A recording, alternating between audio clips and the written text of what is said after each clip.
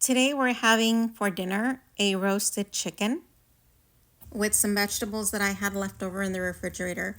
And let me show you how easy it is to go ahead and prepare everything in one pan or in your preferred skillet.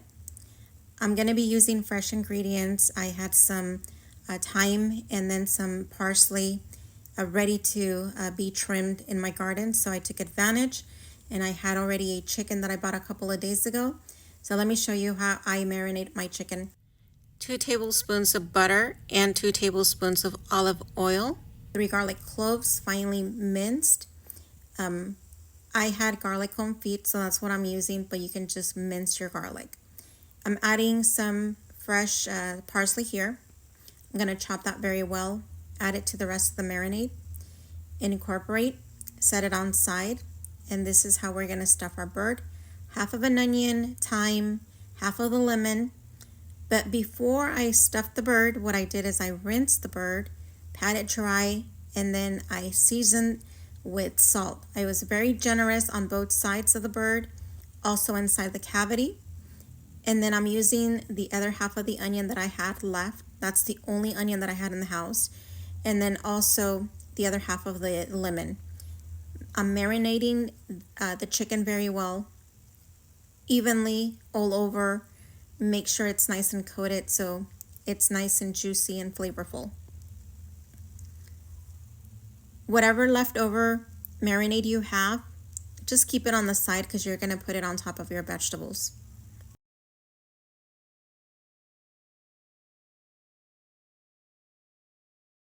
Now let's go ahead and get started and chop a bell pepper. Whatever bell pepper is your preference, if you have more, use more. Honestly, I'm using the only ingredients or vegetables that I had left over before I go grocery shopping again. But if you have 2 bell peppers, if you have more potatoes, add more potatoes. Now it's time to cut the potatoes.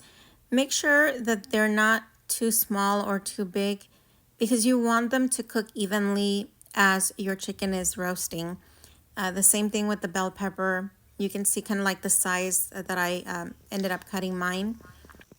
Another thing is right before I prepared everything to start chopping my vegetables, I'm already preheating the oven at 425 degrees. I'm going to go ahead and put it on broil. That's the setting that I use. And the total cooking time for the chicken is going to be 1 hour and 15 minutes. Add some salt and pepper to the potatoes and the bell peppers before you put them in the pan.